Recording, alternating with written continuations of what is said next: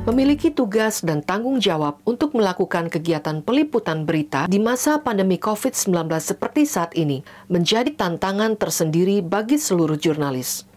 Resiko terpapar dari virus COVID-19 ini menjadi kenyataan baru yang harus dihadapi oleh para jurnalis. Nah, di kesempatan kali ini, kita akan mendengarkan kesaksian dari 2 orang jurnalis televisi swasta yang terkonfirmasi positif terpapar virus COVID-19 dan telah dinyatakan sembuh pasca melalui proses karantina. Bagaimanakah proses dari Abel Sagita dan Elgin Fridianto melalui hari-hari mereka dalam masa karantina tersebut?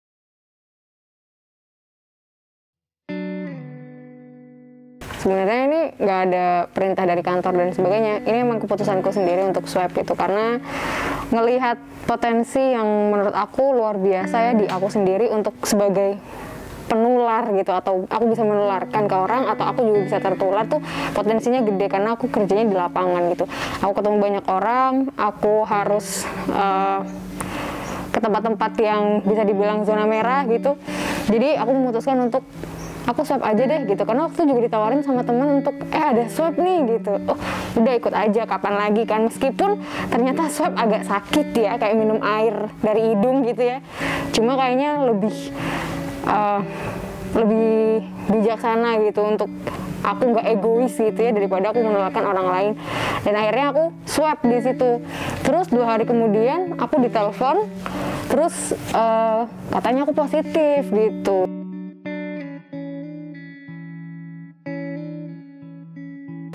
Ya udah, setelah aku ditelepon,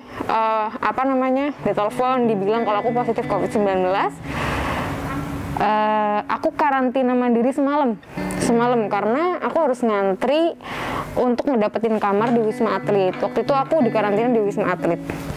Jadi aku nunggu semalam dulu di kosan untuk ngantri kamar, dan besoknya aku udah dapet kamar. Siang aku masuk di Wisma Atlet, aku langsung karantina di Wisma Atlet gitu. Sebelum di karantina tuh, pas aku masuk ke Wisma Atlet, aku kayak harus ada prosedur yang harus dilaksanakan gitu, registrasi, terus pengambilan darah, rekam jantung, terus abis itu ada lagi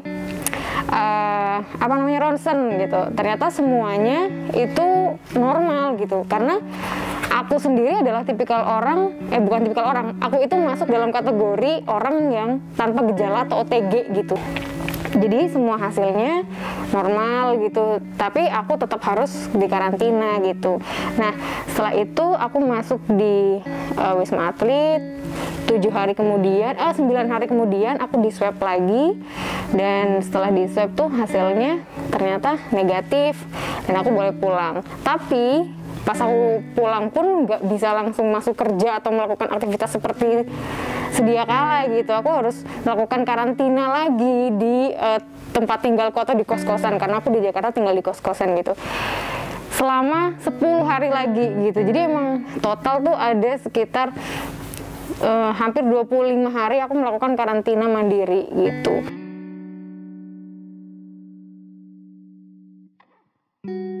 Dan selama karantina itu juga ada hal-hal yang bisa dipetik di dalam situ gitu, entah itu di Wisma Atlet, entah itu di karantina di kos-kosan gitu.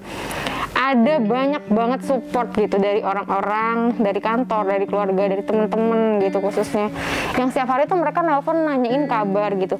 Itu sebenarnya sangat-sangat membantu ya, membantu aku untuk lebih percaya diri gitu loh, membantu aku aku untuk oh ya aku pasti cepat negatif nih, oh ya aku pasti cepat pulih nih, oh ya aku pengen cepat-cepat masuk kantor lagi gitu. Karena itu adalah semuanya itu support dari orang-orang terdekat, teman-teman, keluarga apalagi gitu ya. Selain obat yang dikasih dari Wisma Atlet, support itu juga luar biasa, bikin aku khususnya itu lebih pede untuk cepat pulih. Iya, aku kan di Wisma Atlet itu kan tepatnya di Tower 7 lantai 21. Jadi ternyata di setiap lantai itu ada ruang perawat. Nah, di ruang perawat itu cuma ada 4 perawat. Di setiap lantai itu cuma ada 4 perawat yang ngurus 40 pasien. Nah, itu aku agak-agak kaget juga sih. Untuk 40 pasien yang ditangani cuma 4 perawat, yang setiap hari tuh kita harus ada pemeriksaan tensi gitu-gitu ya. Itu menurut aku, wah gimana ya, ini kayaknya emang nggak bisa mengandalkan tenaga medis utuhnya gitu. Karena memang kalau di Wisma Atlet itu kita harus benar-benar sadar diri untuk mandiri gitu semuanya gitu. Dari yang mulai ngambil obat, terus ngambil makanan, olahraga, berjemur, itu kita sebenarnya nggak ada yang ngingetin gitu. Kalau misalkan ngambil makan sama obat, adalah yang ngingetin, tentunya dari tim medis ngingetin terus ya.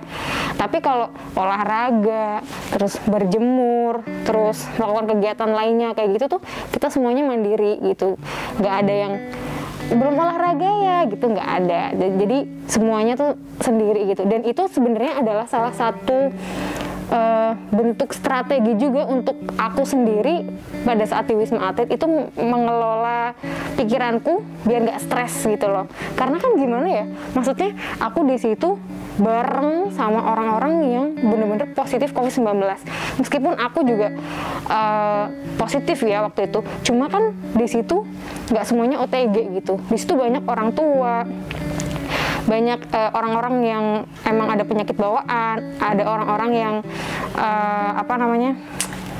memang ada gejala gitu kayak batuk gitu-gitu kan. Tapi yang bisa dipetik adalah aku itu di sana ngelihat orang tua gitu, yang di sana tuh dia sendirian gitu loh. Dan dia untuk jalan pun dia nggak mampu gitu istilahnya gitu.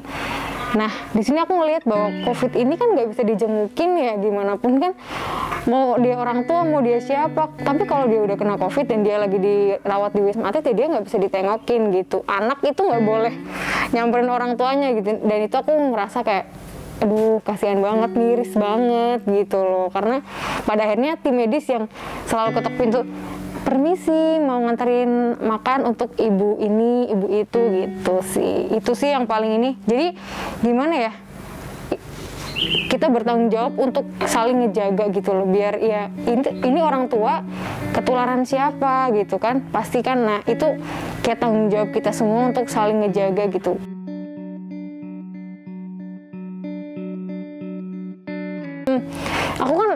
Aku kan OTG, maksudnya sebelum swab gitu tuh memang nggak ada gejala yang batuk, pilek, tenggorokan sakit dan segala macam gitu. Tapi ketika ternyata aku di Wisma Atlet, ada di satu malam gitu, aku tuh tiba-tiba kayak nggak bisa napas gitu. Jadi pas aku mau tarik nafas dalam gitu, aku langsung batuk gitu.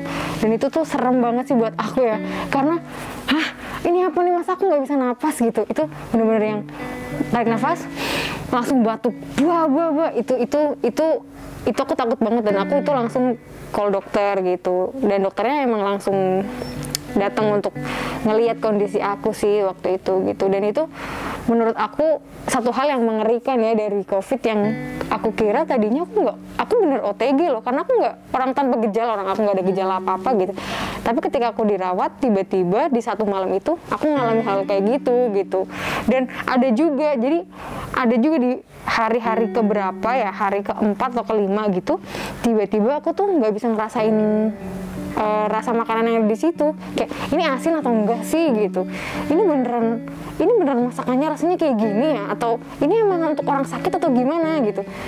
Tapi ternyata memang iya bener kok Kak, emang kadang-kadang kita nggak bisa ngerasain rasa ketika kita lagi ada di positif COVID-19. Oh ya udah, berarti emang aku waktu itu sempet ada ngalamin kejadian kayak gitu, nggak bisa nafas sama nggak bisa ngerasain rasa-rasa kayak gitu.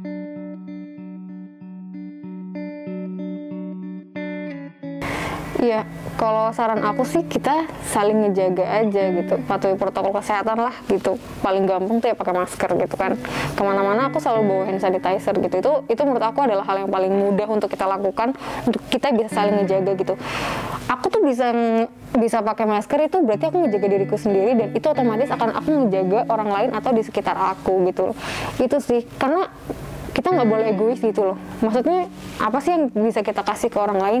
Kalau misalnya kita nggak bisa ngasih apa-apa yang baik ke orang lain, ya paling nggak kita jangan ngasih penyakit gitu aja. Jadi ayo kita saling jaga. Ketika kita ngejaga diri kita sendiri, berarti kita ngejaga orang lain juga. Kalau tadi kita sudah mendengarkan kesaksian dari Abel Sagita yang selama 13 hari harus menjalani perawatan di Wisma Atlet Kemayoran.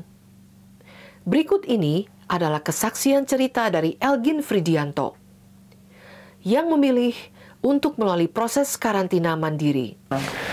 Jadi itu pertama kemarin waktu liputan itu di KPU kan, terus KPU itu sedang kerjasama sama Badan Intelijen Negara ngadain swab test untuk pegawai, dan kebetulan kita juga dapat jatah untuk media itu beberapa, makanya saya sama kameramen saya itu nyoba atau melakukan swab test di situ, dan ternyata 1 hari setelah melakukan swab test itu dapat kabar dari BIN-nya bahwa ternyata hasilnya positif, saya sendiri, dan untuk kameramen saya hasilnya negatif gitu. Nah itu kan langsung dikatakan positif, habis itu ditawarin sama orang BIN-nya untuk ngelakuin karantina mandiri atau mau dibawa ke Wisma Atlet, dan situ saya langsung minta untuk karantina mandiri karena kebetulan kedua orang tua saya ini mampu untuk bisa menjaga atau bisa merawat saya lah selama karantina mandiri di rumah, dan juga kebetulan di rumah juga memadai lah untuk bisa melakukan karantina mandiri.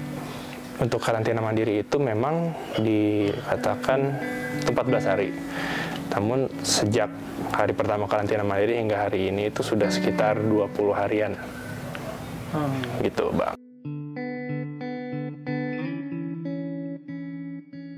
Sebenarnya dari awal, setelah dan sebelum melakukan swab test juga itu nggak ada gejala-gejala yang benar-benar menunjukkan ke arah COVID sih Bang. Karena memang gue sendiri itu ngerasa fit banget dan memang tipe orang yang menjaga kesehatan gitu. Jadi pilek, terus hilang rasa indera pengecap maksudnya, terus adanya sesak napas itu nggak ada mas.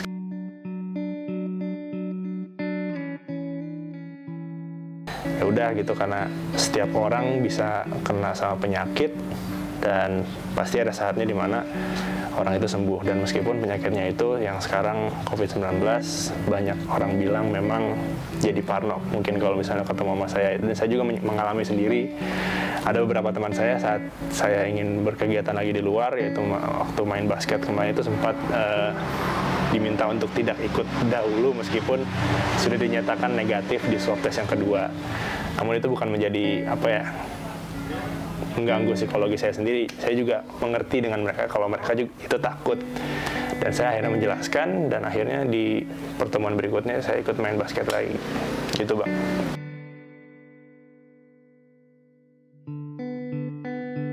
Kalau saran dari gue sendiri sih, karena memang kita nggak tahu ya kita kemana aja dan kita megang apa aja, ketemu sama siapa aja, dan melakukan kegiatan apa aja, ini kita juga harus tetap menjaga kesehatan lah, yaitu pasti tentunya menggunakan masker, jaga jarak, dan juga menjaga kebersihan diri sendiri. Dan saya sendiri aja yang menjaga pola makan, menjaga olahraga ini aja bisa dinyatakan positif, apalagi yang bisa dibilang masih belum bisa menjaga kebersihan, itu sangat rentan banget. Dan memang untuk orang-orang yang kena, yang positif COVID-19 ini jangan patah semangat, karena kalau seandainya psikologisnya ini sampai kena, itu bisa lama sembuhnya, karena kita ngerasa down dan merasa dikecilkan. Tetap stay positif aja. Nah, itu dia cerita dari 2 jurnalis televisi swasta yang sempat terkonfirmasi positif terpapar virus COVID-19 dan berhasil sembuh. Mari tetap patuhi protokol kesehatan dan saling jaga, agar pandemi ini bisa kita lalui bersama. Sampai jumpa.